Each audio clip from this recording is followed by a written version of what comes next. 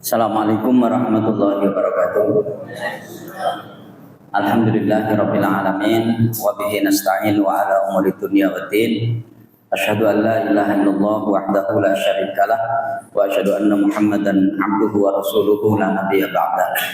Allahumma shalli wa sallim wa barik ala Muhammad wa ala alihi wa sahabatihi wa man da'a bi da'watihi wa ihtada bi hadihi ila yaumiddin. Para bapak, ibu, dan saudara-saudara sekalian jamaah pengajian Masjid Sunan Derajat yang dirahmati Allah, alhamdulillah kita bersyukur pada malam ini kita dipertemukan dalam sebuah kegiatan yang tentu mudah-mudahan ini memberikan manfaat buat kita semua dalam upaya kita yang terus-menerus ingin selalu meningkatkan keimanan dan ketakwaan kita kepada Allah Subhanahu wa taala. Saya perlu mengingatkan Bapak Ibu sekalian bahwa pengajian itu bukan untuk refreshing intelektual, bukan pula refreshing mental. Tapi pengajian itu adalah cara kita untuk mencari penyakit di dalam diri kita dan kemudian bagaimana kita berusaha untuk menyembuhkannya. Kalau pengajian itu dianggap refreshing intelektual atau refreshing mental, itu kira-kira ya timbangane sumpek nang omahe lho pengajian. Itu kalau refreshing. Orang refreshing kan begitu kan? Sumpek di rumah ke alun-alun sama cucunya, misalnya begitu kan? Kita tidak seperti itu. Kita pengajian ini mencari penyakit kira-kira yang ada di dalam diri kita dan kita berusaha untuk bisa menyembuhkannya. Tentu penyakit bukan sembarang penyakit, karena ada sebuah penyakit itu yang jauh lebih berbahaya daripada penyakit fisik. Kalau diabetes, ya kemudian paru-paru, darah tinggi dan seterusnya, mendeteksinya itu cukup gampang. Tinggal kita ke rumah sakit, ke lab, dilihat di situ tekanan darahnya berapa. Ini ada Pak dokter di sini yang jauh lebih tahu daripada saya. Saya masih ingat dulu ketika menjadi caleg DPRD di Jawa Timur, gitu Pak dokter ya. Itu yang ngetes beliau kejiwaan itu saya. Atau yang ngetes saya itu beliau waktu itu. Ikilah ya opung nggak jadi caleg beliau ini dulu. Saya masih ingat tahun 2004. Ya beliau masih di rumah sakit haji waktu itu. Nah, kalau itu gampang. Ini ada Pak dokter di sini yang jauh lebih tahu daripada saya. Tapi ada penyakit yang kadang-kadang orang itu tidak menyadari bahwa itu penyakit. Malas sholat berjamaah itu kan penyakit. Tapi kan banyak di antara kita yang tidak menyadari bahwa itu adalah penyakit. Gampang berbuat maksiat, gampang berbuat dosa, itu kan penyakit. Tapi kan banyak yang tidak menyadari kalau itu penyakit, sehingga orang berlama-lama di dalam kesalahan dan dosa-dosanya. Itu sebabnya materi kita pada kesempatan ini memang tidak langsung masalah itu, tetapi ini sangat terkait dengan masalah itu, yaitu hal yang terkait dengan hijrah di jalan Allah Subhanahu wa taala atau hijrah di jalan Allah Azza wa Jalla. Jadi bagaimana orang itu memiliki semangat hijrah di dalam dirinya itu. Kalau dulu hijrahnya Nabi Shallallahu Alaihi Wasallam dari Mekah ke Madinah itu adalah hijrah fisik dan hijrah keagamaan sekaligus. Beliau berpindah dari Mekah ke Madinah untuk membawa agama Allah Subhanahu Wa Taala dan kemudian mencari tempat yang nyaman untuk beribadah. Ya, nah kita sekarang ini hijrah fisik itu ya mungkin di saat-saat tertentu ada. Tapi kan sebagian besarnya hijrah yang kita butuhkan ini adalah hijrah kejiwaan. Jadi bagaimana jiwa-jiwa kita ini adalah jiwa-jiwa yang progresif, jiwa-jiwa yang gampang sekali untuk diajak berubah ke arah yang lebih baik. Itu yang saya kira yang penting. Apalagi umur kita ini semakin lama tidak semakin bertambah sebetulnya, tapi semakin berkurang. Kalau Allah Subhanahu wa taala nanti mentakdirkan kita meninggal pada usia 60 tahun misalnya, terus sekarang usia kita 50 atau 54 tahun, kan berarti tinggal 6 tahun lagi. Dan begitu seterusnya. Dan demikianlah seharusnya seorang mukmin melihat tahun baru Hijriah itu.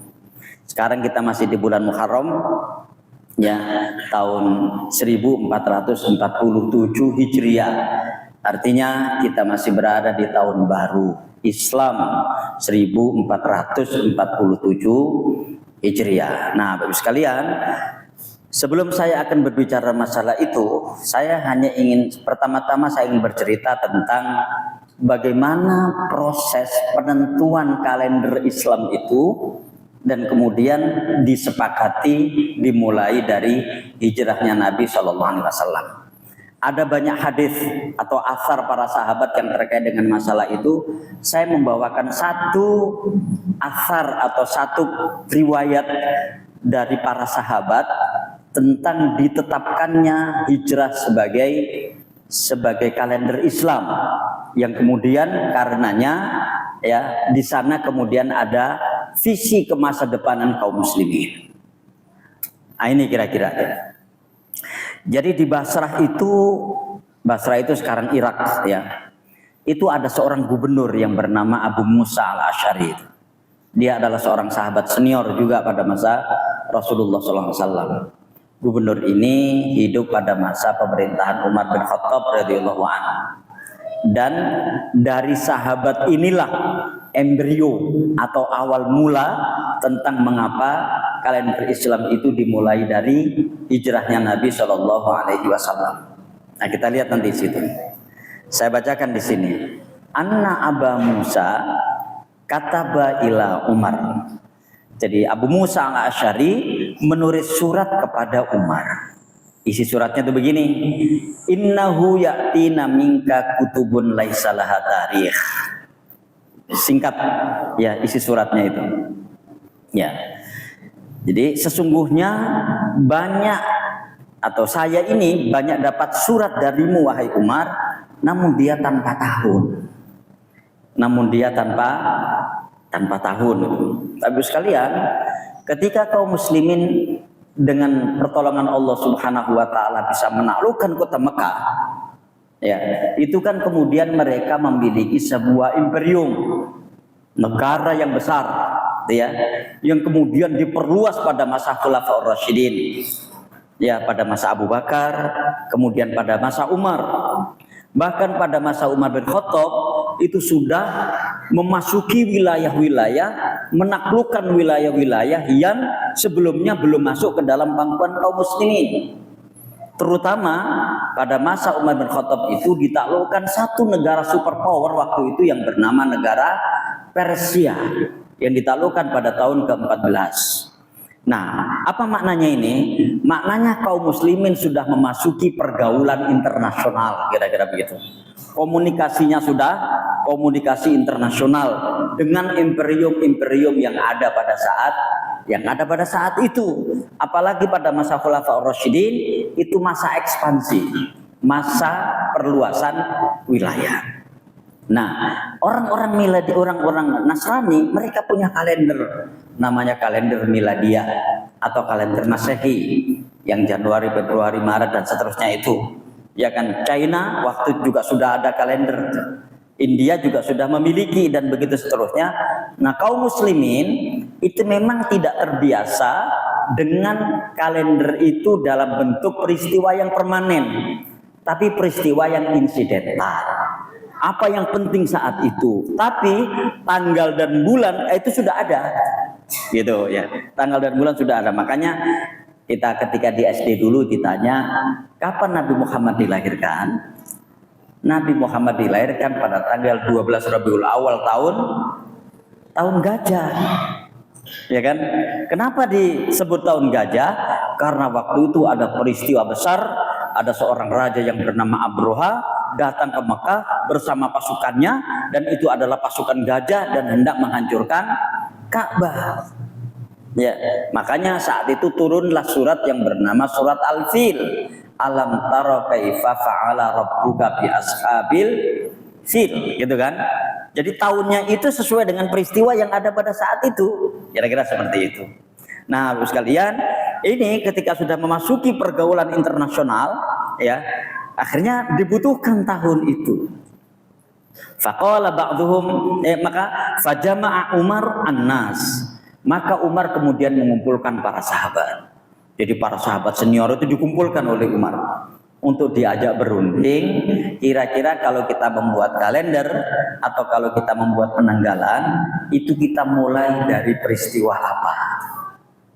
Nah, faqala ba'dhum arikh bil mab'ats. Ya. Jadi buatlah penanggalan itu dari tahun diutusnya Nabi. Tapi itu enggak disepakati. Ya, dari tahun diutusnya Nabi itu tidak disepakati. Wa ba'dhum, sementara yang lainnya mengatakan arikh bil hijrah. Ya, arikh bil hijrah. Buatlah, ya sebagian yang mengatakan buatlah penanggalan itu dari hijrahnya Nabi. Dan Ibu sekalian, ada riwayat yang lain yang terkait dengan hadis, yang terkait dengan peristiwa ini, yang mengusulkan agar kalender itu atau kalender Islam itu dimulai dari hijrahnya Nabi. Itu seorang sahabat yang bernama Ali bin Abi Thalib. Ya, yang bernama Ali bin Abi Thalib. Dan kita semua tahu Ali bin Abi Thalib itu adalah satu di antara sedikit orang yang tahu persis tentang Rasulullah SAW. Bahkan dalam peristiwa hijrah itu, Ali bin Abi Thalib mempertaruhkan nyawanya untuk tidur di tempat tidur Rasulullah SAW. Yang seandainya kita bayangkan waktu itu orang-orang Quraisy umpama langsung datang ke tempat itu dan membunuh, maka Ali akan dibunuh. Ya untungnya kira-kira mereka tidak langsung membunuh dan kemudian tahu bahwa ternyata yang tidur di situ bukan Rasulullah SAW, tapi adalah Ali bin Abi Thalib, gitu kan? Dia mempertaruhkan nyawanya saat itu. Nah, makanya kemudian ketika Ali bin Abi Thalib mengusulkan itu, ya, faqala Umar. Ini perlu kita perhatikan baik-baik karena ini yang terkait dengan hijrah fisabilillah di tahap-tahap berikutnya. Umar mengatakan al-hijratu farraqat bainal haqqi wal batil fa'arikhu biha. Saya bold di situ ya, di dua baris terakhir itu. Hijrah itu adalah pembeda antara yang hak dengan yang batil. Maka buatlah penanggalan dari peristiwa itu. Nah, Bapak Ibu sekalian, di sini kalender itu ya, itu ternyata dia punya visi besar yang bernama pembeda antara yang hak dengan yang batil. Bagaimana orang itu bisa membedakan antara hak dengan yang batil? Kalau dalam ilmu komputer ada aplikasinya. Apa aplikasinya? Aplikasinya adalah menjalankan perintah Allah Subhanahu wa taala dan menjauhi larangan-larangannya. Kalau orang itu menjalankan salat, berarti dia menegakkan al-haq. Ya. Dan kemudian pada saat yang sama memisahkan dirinya dari yang batil. Karena ketika orang itu meninggalkan sholat, maka berarti itu sebuah kebatilan. Ya, sebuah kebatilan. Kalau orang itu berbuat zina, na'udzubillah min dzalik, mudah-mudahan kita dijauhkan Allah dari perbuatan itu, ya. Itu artinya orang menegakkan al-batil dan meninggalkan yang hak. Kan seperti itu. Nah, ternyata kalender Islam itu dikaitkan dengan masalah itu, Bapak sekalian. Ya, kalender Islam itu dikaitkan dengan masalah itu, dikaitkan dengan visi Islam itu secara keseluruhannya. Apa Islam itu? Pembeda antara yang hak dengan yang batil. Kita ketika menunaikan sholat ini kan dalam rangka melakukan itu kan. Orang kalau sholatnya rajin, dengan benar, berusaha khusyuk dan tumaknina, itu kan dengan sendirinya dia akan gampang meninggalkan kemaksiatan. Ya kan? Kenapa? Karena hatinya, pikirannya, ucapannya itu selalu disibukkan dengan hal-hal yang baik. Mengapa orang itu berbuat maksiat? Mengapa orang itu berbuat dosa? Karena pikirannya, ucapannya, hatinya itu disibukkan dengan hal-hal yang tidak baik. Maka kalau orang itu sudah terbiasa melakukan ibadah dengan baik, otomatis dengan sendirinya orang itu akan gampang meninggalkan kemaksiatan. Nah, kira-kira seperti itu. Nah, itu sebabnya Ibu sekalian, kenapa di dalam Islam itu kalau kita lihat semua amalan itu, ya kan, semua ibadah itu terkait dengan kalender Hijriah ini. Kapan puasa yang wajib kita lakukan? Pada bulan Ramadan, dan Ramadan adalah kalender Hijriah, ya kan? Seperti itu. Kapan orang menunaikan zakat? Orang menunaikan zakat itu syaratnya 2. Yang pertama sampai kepada nisab, ya, sampai kepada batas yang harus dikeluarkan untuk menunaikan zakat, dan yang kedua harus sampai 1 tahun. 1 tahun itu dihitung apa? 1 tahun itu dihitung 1 tahun kalender Hijriah, bukan 1 tahun kalender Masihiyah. Makanya ketika dia mulai berusaha, ya, itu pada tanggal 1 Ramadan, kemudian pada tahun berikutnya sudah sampai nisab, dia harus keluarkan zakatnya di 1 Ramadan tahun berikutnya, bukan kalender Masihiyah. Kapan orang menunaikan ibadah haji? Kata Allah, al-hajju ashhurun ma'lumat. Haji itu pada bulan-bulan tertentu. Apa yang dimaksud bulan-bulan tertentu di situ? Syawal, Dzulqa'dah, Dzulhijjah. Kan gitu kan? Artinya ketika orang itu berangkat haji, itu dimulai pada bulan Syawal dan selesai pada tanggal 13 Dzulhijjah. Kan gitu. Ya. Setelah sudah rampung semuanya, baru kemudian mereka pulang. Dan seterusnya. Jadi artinya apa, Bapak sekalian? Artinya kalender Hijriah yang farqat bainal haqqi wal batil itu terkait dengan ibadah yang kita lakukan. Ya, terkait dengan ibadah yang kita lakukan. Kapan kita puasa Asyura? Bukan tanggal 10 Desember, tapi tanggal 10 Muharram. Kan itu kan?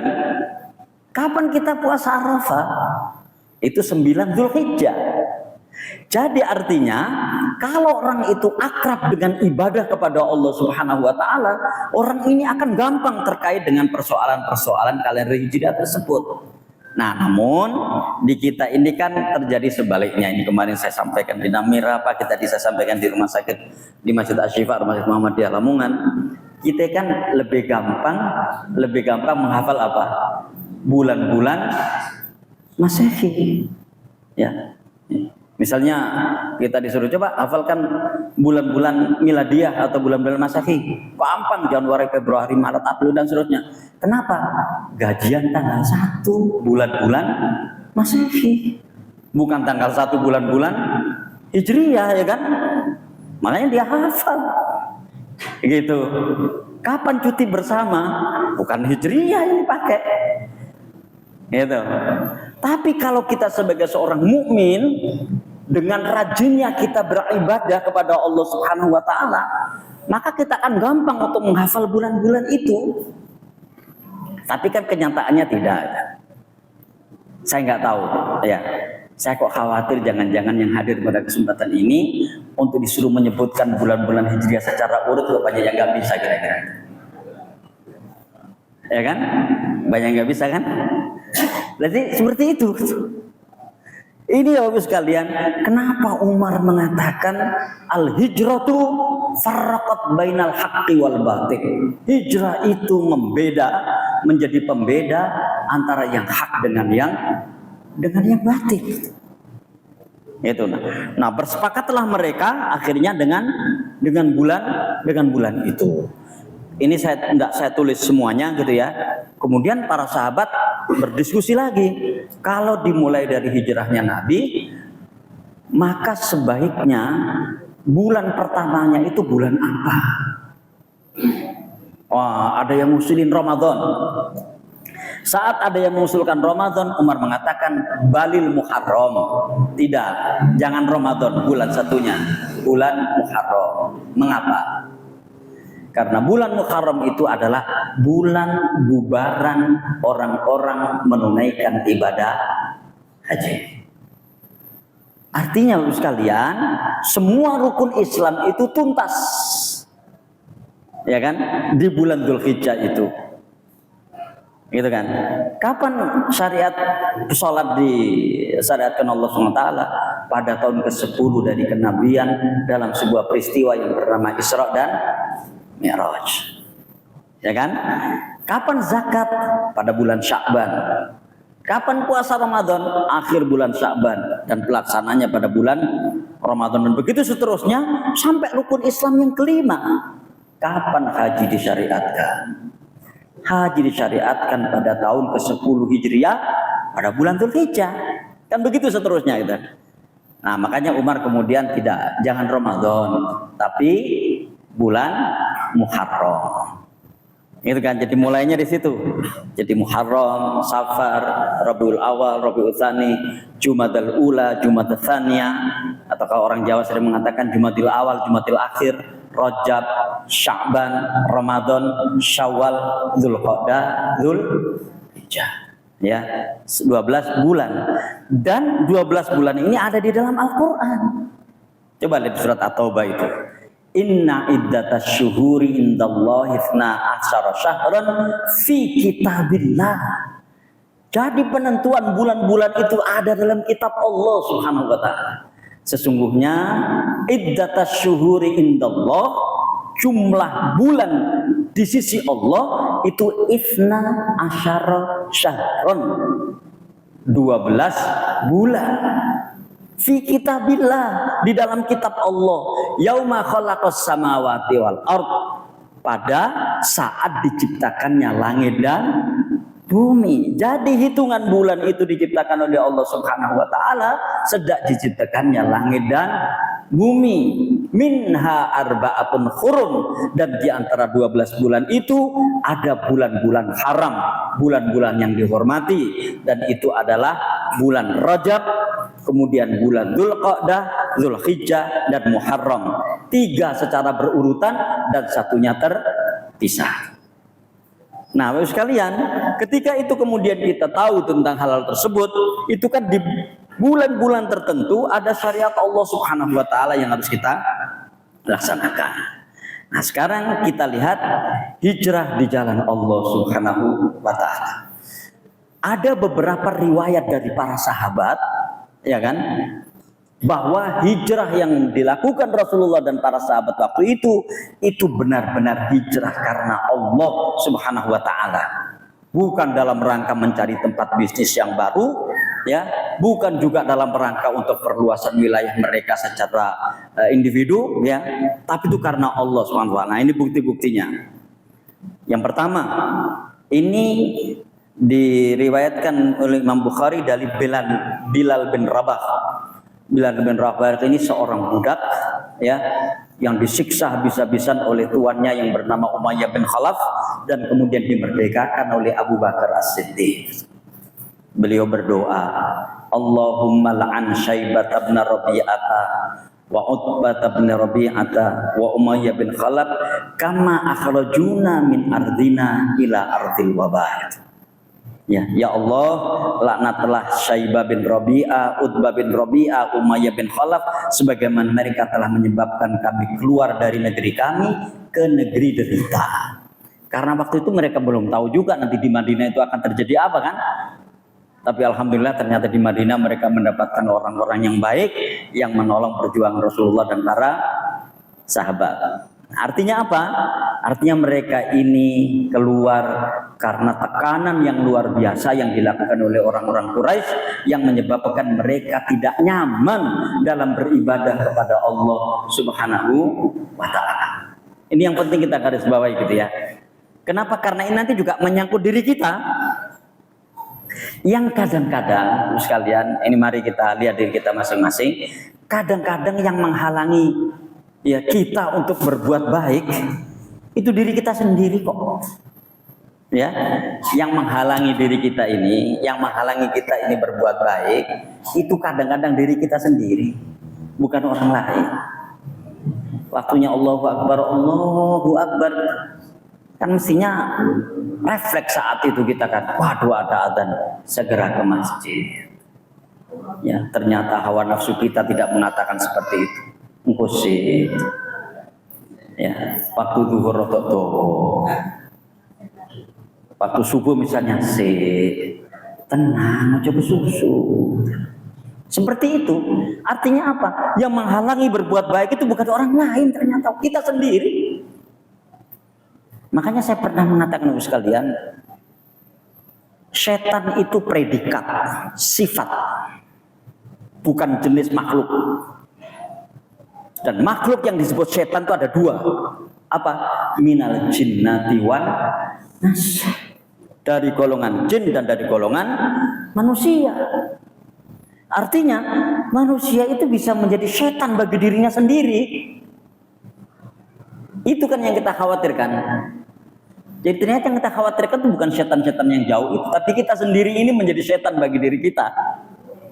Buktinya kitalah yang menghalangi diri kita untuk berbuat baik.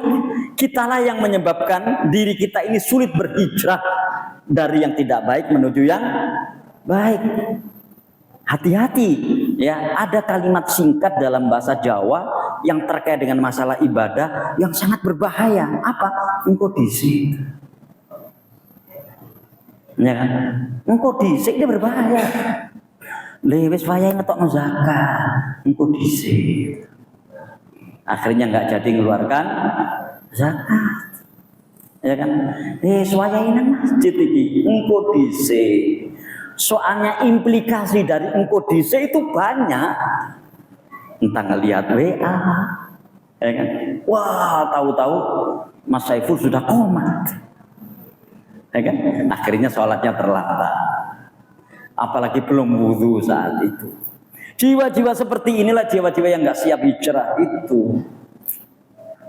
Gitu. Makanya ketika adzan berkumandang, berusahalah kita semua termasuk saya gitu ya, untuk kita tinggalkan semua yang kita, kecuali kalau itu memang sangat-sangat urgen untuk kita, misalnya Bapak polisi yang menjaga lalu lintas, itu boleh. Karena itu menyangkut nyawa manusia. Seorang dokter yang tengah operasi, ya kan, makanya kan apalagi yang berdas syaraf itu kan operasinya biasa sampai 8 jam, 9 jam ya Pak dokter ya. Boleh kalau itu, untuk tidak memenuhi panggilan adzan karena menyangkut nyawa manusia di sini. Terus gak lapo-lapo main delok WA sampai terlambat sholat. Menurut saya itu kebangetan. Saya mengatakan ini Bapak sekalian, meskipun di hadapan saya ini banyak orang-orang tua, nggak ada sekarang orang tua yang nggak pegang HP. Ya, bahkan di grup-grup yang saya punya itu, yang rajin nge-share itu malah orang-orang tua. Dan kadang-kadang nggak ngerti yang di-share itu apa. Ya, nggak ngerti kadang-kadang yang di-share itu apa, nggak ngerti gitu. Sampai naudzubillah ada seorang yang tiba-tiba nge-share yang kaitannya dengan masalah pornografi. Ya, saya langsung kontak adminnya, hapus itu saya bilang. Dan ketika dikonfirmasi dia nggak tahu, dia dapat dari orang langsung dikirim. Gitu kan? Makanya menurut saya Bu sekalian, sekarang ini yang membuat kita lambat melakukan ibadah ini. Yang membuat kita terlambat melaksanakan ibadah ini. Tapi itu kan penting Pak, iya penting. Tapi jangan sampai sesuatu yang penting itu kemudian kita mengisinya dengan hal-hal yang tidak penting. Jiwa-jiwa seperti inilah yang sulit untuk hijrah itu gitu. Tuh ya. Baik. Ini dari Aisyah. Istadzan Nabi sallallahu alaihi wasallam Abu Bakar fil khuruj hina stadda alaihi al-adzan. Ya, jadi Abu Bakar radhiyallahu an meminta izin kepada Rasulullah SAW untuk berhijrah ketika penderitaannya begitu berat. Berat waktu itu penderitaan yang dialami. Mengapa mereka mengalami penderitaan? Karena mereka mengatakan Allah sebagai Tuhan dan mereka beribadah, mentauhidkan Allah. Mereka mendapatkan siksaan dan lain sebagainya. Berat ini. Artinya apa? Mereka berpindah itu untuk mencari tempat yang nyaman di dalam beribadah. Artinya berhijrah di jalan Allah untuk mendapatkan ketenangan di dalam melakukan ibadah kepada Allah. Itu yang dimaksud dengan hijrah di jalan Allah tersebut. Nah, Bapak sekalian, kalau kita sekarang hijrah di jalan Allah Subhanahu wa taala, yang kita taklukkan itu bukan orang-orang jauh. Yang kita taklukkan tuh kadang-kadang diri kita sendiri atau hawa nafsu kita. atau mungkin orang-orang terdekat yang terdekat dengan kita. Ya, orang-orang yang terdekat dengan kita. Naudzubillah, jangan sampai ya kita berdoa pada Allah SWT, mudah-mudahan kita dan istri kita dan anak-anak kita satu frekuensi di dalam beribadah kepada Allah Subhanahu wa taala. Yang rumit itu kan ketika tidak satu frekuensi kan. Sing siji pengen nang masjid, sing siji kepengen nang nggon liyane. Bapak nih nang ngone masjid, anaknya jagongan ngone perapatan. Itu kan nggak satu frekuensi kan. Dan ini kan terjadi gitu. Terjadi buat siapa saja gitu. Ya, oh itu mungkin Pak karena dia orang awam. Enggak juga.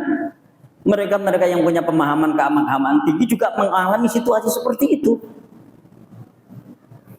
Makanya dari sinilah saya kira pentingnya bagaimana keluarga kita itu adalah keluarga yang siap berhijrah sehingga kita ini satu frekuensi. Ya, ayo sholat nak, oh nggih Pak, itu satu frekuensi. Ayo sholat nak, mau Pak, tidak satu frekuensi. Dan kadang-kadang ini terjadi ya sekalian. Ya, kadang-kadang ini terjadi. Begitu pula antara suami dan istri atau antara istri dan suaminya. Dan kalau kita lihat di dalam banyak hadis, banyak sekali hadis-hadis yang suami itu disuruh mengajak istrinya untuk satu frekuensi di dalam beribadah. Suami yang baik adalah ketika malam, ya di sepertiga malam terakhir itu gugah bojone tidak sholat tahajud. Kan ada hadis itu kan. Terus yang digugah itu gelem. Bahkan kalau digugah kok nggak mau, suruh mercikkan air di di wajahnya supaya dia bangun.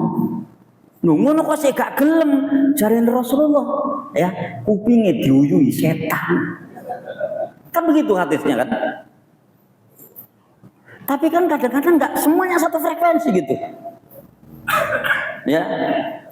Nah, ini catatan kritis buat kita semua, saya dan kita semuanya ini. Untuk berusaha sekuat tenaga agar keluarga kita ini satu frekuensi gitu. Satu gelombang istilahnya kalau di radio itu ya. Ya, sehingga tidak kemana-mana. Baik. Yang berikutnya ini. Kita lihat sini. Kanal mu'minuna yafirru ahaduhum bidinihi ila Allah Ta'ala wa ila Rasulihi sallallahu alaihi wasallam makhafata an yuftana alaihi. Orang-orang beriman pada masa lalu, mereka itu lari membawa agama mereka menuju Allah dan Rasulnya karena khawatir terfitnah.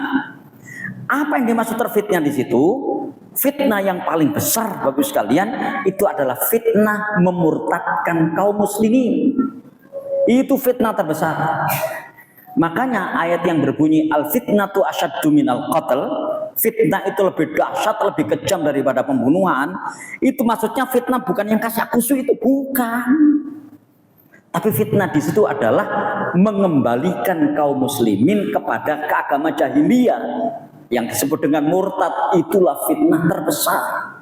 Makanya mereka pindah dari Mekah ke Madinah itu dalam rangka mereka bisa melaksanakan Islam dengan baik dan tidak mengalami tekanan, tidak dikembalikan kepada agama jahiliyah lagi. Ya, karena tantangannya seperti itu. Kalau nggak mau disiksa, kan begitu mereka. Makanya kemudian mereka, istilahnya di sini kata Aisyah, membawa lari agamanya. Ya, bukan membawa jalan, membawa lari. Sejauh-jauhnya dari tempat yang tidak menjadikan mereka nyaman di dalam beribadah. Nah, Bapak sekalian, membawa lari agama menuju Allah dan Rasulnya itu mindset, mental. Nggak semua orang siap seperti itu. Ya kan? Dan na'udzubillah min dzalik, kadang-kadang kita juga nggak siap seperti itu. Sekarang alhamdulillah gitu ya. Kita bersyukur kepada Allah SWT, misalnya fenomena memakai hijab bagi anak-anak kita, bagi kaum muslimah gitu ya. Itu kan sekarang sudah menjadi tren bahwa bahkan di beberapa sekolah, khususnya di Kabupaten Lamongan ini, mereka udah pakai hijab semuanya mulai SD, SMP, SMA ya kan. Tapi kalau kita pada masa-masa lalu, Ya, kan sering gitu kan tanya. Kon kok gak gawe kodong, durung siap. Lho siap apa nih mah? Wong karek nyekel kodong disampir nonok ngene, gak siap. Ya, sama. Ya, dulu Bapak Ibu sekalian, orang naik haji itu kan nggak nunggu sampai bertahun-tahun kan. Daftar saat itu, insya Allah dia berangkat waktu itu. Gitu kan. Ada orang kaya ditanya, kon wis wayahe haji, lah kok durung haji? Durung meneh panggilan. Sing manggil sapa? Ya. Memangnya ada orang yang teriak dari langit sana, "Weh, haji kok niku sapa jeneng?" Apa gitu? Kenapa? Bapak sekalian? Karena merespon perintah Allah istilahnya, atau di dalam hadis ini membawa lari agama Allah ya kepada Allah dan Rasulnya untuk bisa menjalankan dengan baik, itu butuh mentalitas, kesiapan. Saya dulu pernah di Surabaya itu kenal sama seorang penjual makanan gitu ya. Kaya dia. Kaya, jadi kaya lah gitu ya. Ya ngobrol kita gitu ya, karena menjilangkan saya tiap pagi saya sarapan masih di situ. Saya tanya, kok kenapa belum haji? Jawabannya itu belum dapat panggilan. Terus waktu itu saya bilang, karena dia memang orang yang bisa bahasa Jawa, terus yang nyeluk sampean sopo. Itu kan, itu kan sama dengan orang sampean kok sik durung sholat, durung oleh panggilan. Lama Saiful manggil tiap waktu sholat, sono azan. Ini kan persoalan mentalitas kan? Ya, persoalan mentalitas. Inilah yang saya sebut dengan hijrah di jalan Allah itu. Nah, sekalian, puncaknya itu ini. Ra'aitu fil manami anni uhajiru min Makkah ila ardin biha nakhlun fadhahaba wa ahli ila annahal yamama au hajaru fa idza hiyal madinatu Yathrib. Aku pernah bermimpi, kata Rasulullah, berhijrah pindah dari Mekah menuju satu tempat yang ada pohon kurmanya. Nah, Madinah itu mungkin yang sudah menunaikan ibadah haji atau umroh itu memang dikenal penghasil kurma yang luar biasa, bagus. Terutama ajwa sama sukari istilahnya itu. Itu dari sana semua itu. Ya. Lalu aku mengira daerah itu adalah Yamama atau Hajar. Hajar itu nama lain dari desa kampung yang bernama Aqsa. Namun ternyata daerah itu adalah Yathrib. Yathrib itu adalah kota Madinah. Sebelum menjadi Madinah itu namanya adalah Yathrib. Dan menurut sekalian, ini ada kisah sedikit tuh. Kenapa kota itu dinamakan Yathrib? Yathrib itu maknanya adalah kota yang hampir berantakan. Kenapa hampir berantakan? Karena kota ini didera perang saudara secara terus-menerus selama 40 tahun lamanya antara dua suku besar yang ada pada saat itu, yaitu suku Aus dan suku Khazraj. Akhirnya kedua suku ini didamaikan oleh Rasulullah SAW. Mereka ini mengirim tokoh-tokohnya dan kemudian tokoh-tokoh dari kedua suku ini masuk Islam. Saat itulah permusuhan di antara keduanya ini selesai. Dan akhirnya Rasulullah SAW merubah nama Yathrib itu menjadi Madinah. Al-Madinah itu maknanya adalah kota kedamaian, kota yang berperadaban. Ya, atau yang sering kita kenal dengan istilah masyarakat madani. Itu dari sini. Ya, awalnya itu permusuhan di antara mereka itu luar biasa. Namun akhirnya mereka bersatu, ya, dan Rasulullah SAW merubah Yathrib itu menjadi Madinah. Ya, makanya sekarang tidak dikenal lagi nama itu. Ya, baik. Ini ada satu penggalan peristiwa hijrah itu, Bapak sekalian, yang penting untuk kita ketahui bersama. Karena inilah satu-satunya penggalan peristiwa di dalam hijrah yang Allah Subhanahu wa taala mengabadikannya di dalam Al-Qur'an. Ya. Coba yang dilihat itu ya, di situ itu. Jadi, saat Rasulullah SAW dan Abu Bakar bersembunyi di sebuah gua yang bernama Gua Thur, ya. Itu ternyata orang-orang Quraisy sudah banyak yang menduga Rasulullah bersembunyi di situ. Cuma di mananya mereka nggak tahu. Ya. Akhirnya Rasulullah dan Abu Bakar waktu itu bersembunyi di gua yang bernama Gua Sur. Gua ini kecil, cukup untuk 2 atau 3 orang. Mereka sudah menduga Rasulullah dan Abu Bakar itu ada di situ. Tapi karena di pintu masuk gua itu ada sarang laba-laba dan ada sarang burung merpati, akhirnya mereka tidak jadi gitu.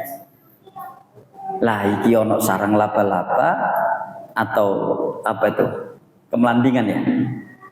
Dalam bahasa Jawa. Iya. Kemudian ada sarang burung merpati. Masa sih ada gua yang ada sarang burung ada sarang laba-laba dan terus di dalam ada orangnya? Gak mungkin lah gitu. Gitu kan. Sementara Abu Bakar tahu persis bahwa di atas ini kaki-kakinya orang Quraisy. Makanya Abu Bakar waktu itu dengan menangis menyampaikan pada Rasulullah SAW. Ini yang disampaikan. Wahai Nabi Allah, ya Nabi Allah, lau anna ba'duhum ta'ta'a basarahu ra'ana. Wahai Rasulullah, seandainya mereka itu menoleh ke bawah, maksudnya melihat kedua kakinya, niscaya mereka akan melihat kita. Ini saya praktekkan ya. Jadi maksudnya saking dekatnya itu, saya begini, saya praktekkan kembali Namida juga. Seandainya dia begini terus dia noleh ke bawah begini, itu pasti mereka akan ketahuan Abu Bakar sama Rasulullah ada di situ. Ya untungnya mereka tidak melihat ke bawah gitu. Saking dekatnya, ya. Dan Abu Bakar waktu itu menangis. Rasulullah meyakinkan Abu Bakar dengan mengatakan uskut ya Abu Bakar. Diamlah wahai Abu Bakar. Maksudnya diamlah itu kira-kira gitu loh. Ya, kita memang berdua, tapi Allah lah yang ketiganya. Jadi Rasulullah meyakinkan Abu Bakar Allah yang akan melindungi kita. Kira-kira gitu. Saat itulah turun surat At-Taubah ayat yang ke-40 ini. Dan ternyata ayat ini adalah panduan bagi kita kaum muslimin di saat kita mengalami situasi-situasi sulit yang saat itu sudah di luar kendali kita untuk bisa menyelesaikannya. Ayat ini. Ya, jadi ayat ini adalah salah satu panduan bagi kaum muslimin. Sekali lagi, ketika mengalami situasi-situasi sulit yang sudah di luar kendali kita untuk bisa menyelesaikannya. Saya beberapa kali menyampaikan dalam kultum di masjid yang kita cintai ini gitu ya, bahwa dalam kehidupan kita sebagai manusia mukmin itu kadang-kadang atau bahkan seringkali kita ini menghadapi situasi sulit yang kita tidak tahu bagaimana cara menyelesaikannya. Ya kan?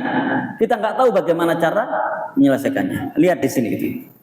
Illa tansuruhu, kalau kalian tidak mau menolongnya. Ya, maksudnya tidak mau menolong Nabi Muhammad SAW. Faqad nasarahullah, maka Allah yang akan menolongnya. Orang tidak bisa menolong orang lain, itu kadang-kadang dia nggak mau, bukan karena dia nggak menolong, tapi karena dia nggak mampu menolong. Ya kan? Dia nggak mampu menolong. Bukan karena dia nggak mau, dia nggak mampu. Ada situasi itu. Faqad nasarahullah id akhrajahul ladzina kafaru, tatkala orang-orang kafir mengusirnya, saniyafna ini dalam kondisi 2 orang, idhuma fil ghar, dan keduanya waktu di dalam gua, id yaqulu li sahibihi, saat itu dia mengatakan kepada saudaranya, la tahzan innallaha ma'ana. Jangan bersedih wahai saudaraku, Allah bersama kita. Ya. Jangan bersedih wahai saudaraku, Allah bersama kita. Bapak Ibu sekalian, ini catatan kita di dalam beragama. Ya, yang saya kira penting untuk kita cermati bersama. Kapan orang itu bersedih? Kapan orang itu gelisah? Ketika ada masalah dan kemudian tidak ada yang bisa membackup masalahnya itu. Dia nggak bisa, orang lain pun nggak bisa. Makanya bersedihlah dia itu. Sementara bagi kaum mukminin selalu ada yang membackup masalahnya. Selalu ada yang menolongnya. Siapa? Allah Subhanahu wa taala. Itulah yang perlu kita yakinkan dalam diri kita yang seringkali kita nggak yakin. Kita ini kan yakin dengan ayat Allah yang berbunyi wa may yattaqillaha yaj'al lahu makhraja. Barang siapa yang bertakwa kepada Allah, niscaya Allah akan memberikan jalan keluar atas persoalan-persoalan yang dia hadapi, kan begitu kan? Kita yakin kan dengan ayat itu kan? Tapi ternyata yang terjadi kan sering sebaliknya. Begitu takwa kita berkurang kepada Allah Subhanahu wa taala, kita akan semakin ragu dengan pertolongan Allah, itu masalahnya. Ya. Makanya gampang kok kita ini disebut apakah kita ini bertakwa kepada Allah atau tidak. Kapan? Ketika kita ragu dengan pertolongan Allah Subhanahu wa taala, ya berarti saat itu kita masih belum bertakwa. Ya. Kenapa Bapak sekalian? Agama itu butuh yang namanya internalisasi. Sholat itu yang kita lakukan itu butuh efek di dalam diri kita ini apa? Apa yang berubah di dalam diri kita ketika kita melakukan sholat itu apa? Ya kan seperti itu kan? Nah ini ya, makanya fa'anzalallahu sakinatahu alaihi, maka setelah itu Allah menurunkan ketenangan kepadanya. Kedua orang ini Bapak sekalian itu tengah melakukan sebuah proyek besar yang bernama hijrah, sehingga kalau kemudian mereka mengalami ketidaktenangan, apalagi mengalami kepanikan, orang itu ketika panikan akhirnya dia tidak tahu arah. Apa yang harus dia lakukan dia tidak tahu lagi. Namanya orang panik, namanya orang bingung, ya kan? Orang bingung itu kan orang yang nggak tahu harus berbuat apa untuk bisa melakukan apa yang harus dia lakukan. Makanya fa'anzalallahu sakinatahu alaihi, maka Allah Subhanahu wa taala menurunkan sakinah kepadanya, ketenangan kepadanya. Nusawu yang hadir pada kesempatan ini mungkin sebagian besarnya sudah menikah. Di dalam Al-Quran ya, kalimat sakinah itu hanya untuk dua hal ya, Al-Quran ini. Pertama untuk perang ya, makanya di surat Al-Fatah itu ya, Allah Subhanahu wa taala berfirman kepada kita, huwallazi anzalas sakinata fi qulubil mu'minin. Allah Subhanahu wa taala menurunkan sakinah kepada hati-hatinya kaum mukminin. Kapan itu? Ketika perang. Makanya ayat itu ada di dalam surat Al-Fatah, surat yang menunjukkan penaklukan kota Mekah. Yang kedua, kalimat sakinah dalam bentuk kata kerja itu diturunkan oleh Allah di dalam Al-Quran terkait dengan pernikahan. Jadi artinya Bapak sekalian, kapan sakinah di dalam pernikahan itu? Ketika pernikahan itu mengalami masalah, kemudian turun sakinah.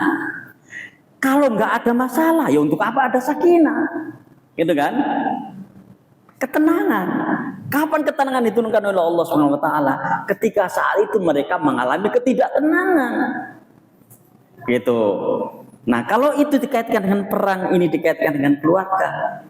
Ini perkiraan saya, mudah-mudahan saya tidak salah. Ternyata perang dalam rumah tangga itu seringkali lebih dahsyat dibanding perang melawan Iran, melawan Israel, begitu kan? Sulitan kan? Lihat bagaimana ketika naudzubillah min dzalik, mudah-mudahan kita tidak mengalami semuanya gitu ya. Begitu suami bentrok dengan istrinya, lama kan prosesnya kadang-kadang. Apalagi masing-masing nggak mau mengalah, ya kan? Apalagi masing-masing nggak mau mengalah, ya. Itu kan jauh lebih berbahaya daripada senjata nuklir yang hanya dipertontonkan dan belum ada yang berani meledakkan, ya kan? Sampai sekarang. Itu makanya litas kunu ilaiha, kan gitu punya ayatnya kan. Kapan litas kunu ilaiha itu? Ketika mengalami masalah. Kalau orang tidak mengalami masalah, orang nggak butuh untuk ditenangkan. Sudah tenang nggak mengalami masalah kok. Justru butuh ditenangkan itu ketika mengalami masalah. Litas kunu ilaiha, ya kan? Litas kunu ilaiha. Makanya saya ketika memberikan khutbah nikah, saya sampaikan litas kunu ilaiha itu bukan untuk Anda sekarang ini yang sedang menikah, karena sekarang ini serba indah ya. Begitu nanti kalian berdua ini mengalami masalah, apa cek ada ini dan seterusnya, bacalah ayat ini, litas kunu ilaiha. Di sini Allah Subhanahu wa taala menurunkan sakinah kepada Rasulullah SAW dan Abu Bakar As-Siddiq saat mereka dikepung, saat mereka hendak dibunuh, saat mereka hendak ditangkap. Sehingga dengan ketenangan itulah pikiran Rasulullah masih jernih untuk bisa melakukan langkah-langkah ke depan kaitannya dengan hijrah mereka. Kemudian wa ayyadahu bijunudin lam taroha. Coba lihat di situ. Kemudian Allah menguatkan dia, maksudnya menguatkan Nabi SAW dengan tentara-tentara yang kalian tidak melihatnya. Maksudnya adalah para malaikat. Ya, siapa yang menggerakkan laba-laba itu membuat sarang dalam waktu singkat seperti itu? Siapa? Siapa yang menggerakkan burung merpati untuk membuat suso, kalau kata orang Jawa ya, membuat sarang di situ di pintu masuk gua itu siapa? Kebetulan itu? Enggak kebetulan. Justru karena adanya dua sarang dari dua hewan inilah orang-orang Quraisy jadi berpikir, enggak mungkinlah di dalam mereka ini. Buktinya ada sarang di sini. Ikan berarti suwe gak tinggoni. Wah, lama nggak ditempati orang. Buktinya apa? Ada sarang laba-laba. Ya, artinya Bapak sekalian, Allah Subhanahu wa taala itu akan menolong hambanya ketika kesulitan itu dengan jalan yang tidak disangka-sangka. Dan mungkin banyak di antara kita yang mengalami itu. Tiba-tiba saja Allah SWT menolong kita dari jalan yang tidak disangka-sangka. Karena apa? Karena ketaatan kita kepadanya. Cuma seringkali dalam bab-bab seperti ini kita ini kurang yakin. Itu aja persoalannya. Karena tawakal itu bertingkat-tingkat. Ada mutunya, ada kualitasnya itu. Ada kualitasnya gitu. Dan namanya mutu itu kan tidak selalu sama antara satu orang dengan yang lain. Itulah akidah. Keyakinan seseorang satu dengan yang lain itu berbeda-beda. Saya ingin mencontohkan begini, ya, tentang keyakinan. Kita membaca koran waktu itu ada kota yang bernama Mekah. Yakin kan kita? Yakin, wah ada kota yang bernama Mekah. Habis itu kita melihat TV, ada jamaah haji yang sedang tawaf. Di mana itu? Di Mekah. Kita melihat gambar bergerak. Ya, kita melihat gambar bergerak. Wah, iya itu Mekah itu. Yakin mana kita ketika hanya melihat koran, dengan hanya membaca koran, dengan menyaksikan televisi? Kita yakin ketika menyaksikan televisi. Tiba-tiba Allah SWT memberikan rezeki kepada kita dan kemudian kita bisa umroh. Yang semula cuma kita baca di koran, yang semula cuma kita saksikan di televisi, ternyata Ka'bah itu ada di depan kita. Itu sebabnya kenapa orang yang umroh pertama kali itu ketenggengan dia. Kenapa? Yang semula cuma bisa dia lihat di koran, yang semula hanya disaksikan di televisi, sekarang ada di depannya. Kan keyakinannya semakin bertambah. Wah, itulah akidah kira-kira seperti itu perumpamaannya. Nah, Bapak sekalian, dalam bab seperti ini itulah persoalan yang kita hadapi. Seringkali keyakinan kita ini belum benar-benar yakin. Ya, belum. Makanya akidah itu persoalannya tidak berhenti di benar dan salah, bukan. Tidak berhenti di situ, ada lanjutannya. Apa lanjutannya? Yang saya katakan di awal tadi, internalisasi. Yakin apa enggak? Jangan-jangan masih ada keraguan dalam diri kita ini bahwa Allah akan menolong kita. Nah gitu. Nah ini artinya kan ya. Lihat. Jangan engkau bersedih, sesungguhnya Allah bersama kita. Ini kan sudah sering kan kita bacakan, sering kita ungkapkan. Ya, Allah bersama kita. Nah ini kan butuh internalisasi dalam diri kita. Jangan bersedih Allah bersama kita, ternyata masih panik, masih bingung. Dan dalam bab ini Bapak sekalian, belum tentu yang mengatakannya itu akan sesuai dengan apa yang dia katakan. Makanya sekarang ini ada istilah begini. Ada kan sekarang lembaga-lembaga pelatihan ya, mentor, motivator dan seterusnya. mungkin akan kita jumpai orang-orang yang pintar menyemangati orang lain sampai orang itu semangat, tapi dia sendiri tidak semangat. Sangat mungkin. Ya, dia bisa mengarahkan orang sedemikian rupa supaya kamu harus begini dalam bisnismu, begini dan seterusnya, maka kamu akan laba. Dia sendiri bangkrut. Ya, banyak seperti itu. Makanya is okay, tidak ada masalah kita jadi motivator, menyemangati orang lain dan seterusnya. Tapi pastikan ketika kita pintar menyemangati orang lain, kita sendiri memang betul-betul semangat. Gitu. Jangan sampai misalnya naudzubillah itu ya. Jangan sampai naudzubillah, jangan sampai ini terjadi di kita. Pintar dia membuat artikulasi kata-kata yang sedemikian dahsyat untuk menjadikan orang itu sabar, tapi dia kena masalah sedikit aja stres. Ya kan? Apa ada seperti ini? Mudah-mudahan tidak ada. Ya kan? Dia pintar menyabarkan orang, gitu kira-kira seperti itu, tapi dia sendiri nggak sabar. Mengapa? Karena sabar ini adalah bagian dari internalisasi keyakinan. Keyakinan yang mendalam yang ada di dalam diri kita inilah nanti yang akan menghasilkan sebuah kesabaran, memiliki daya tahan. Ya, memiliki daya tahan. Atau dalam bahasa manajemen itu apa itu? Endurance. Ya, memiliki daya tahan itu.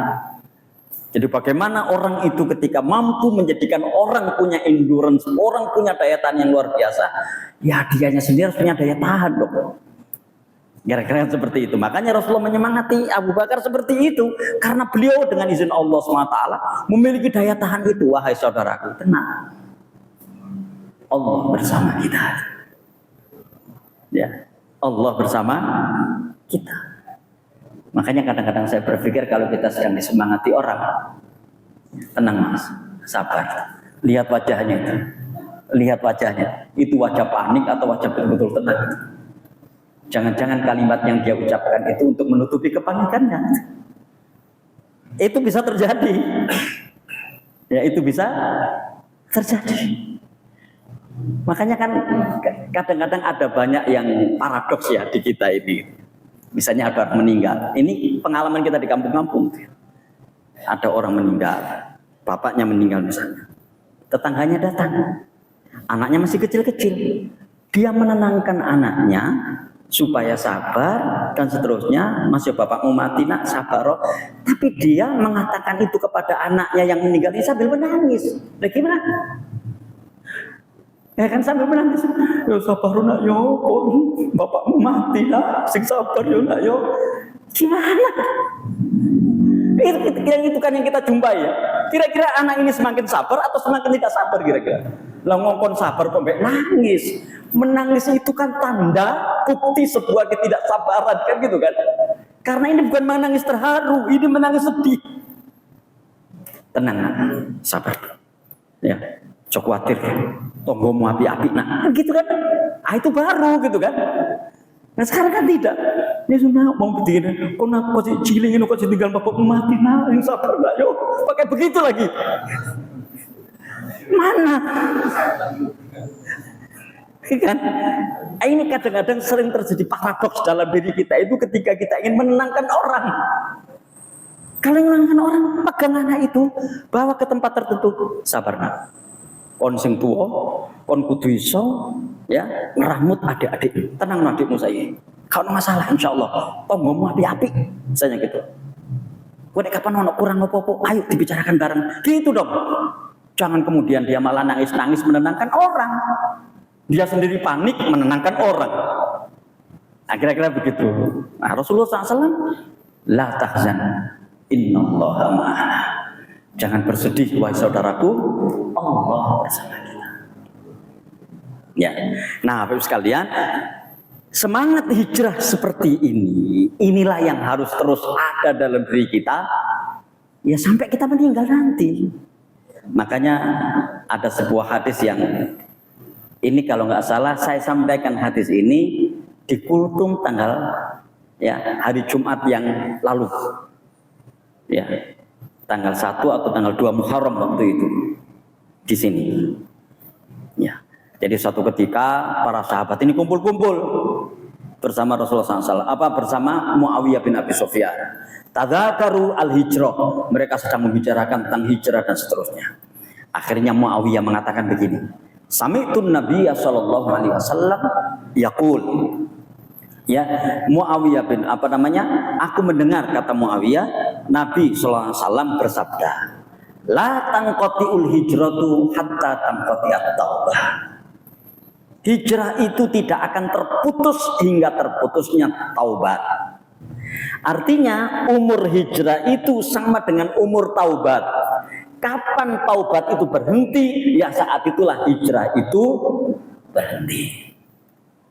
Ya, dan di sini dikatakan, ya, dan Rasulullah SAW mengatakan seperti itu 3 kali.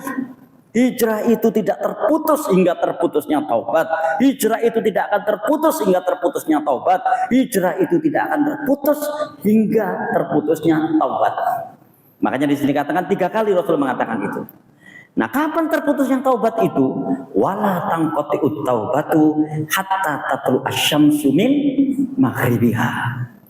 Dan taubat itu tidak akan terputus hingga matahari terbit dari barat. Artinya apa? Umur taubat itu sampai hari kiamat nanti. Itu artinya semangat memiliki hijrah, semangat hijrah itu sampai hari kiamat nanti. Atau kalau bagi kita, semangat untuk hijrah sebagaimana yang saya terangkan di awal tadi, itu sampai ajal menjemput kita. Assalamualaikum warahmatullahi wabarakatuh.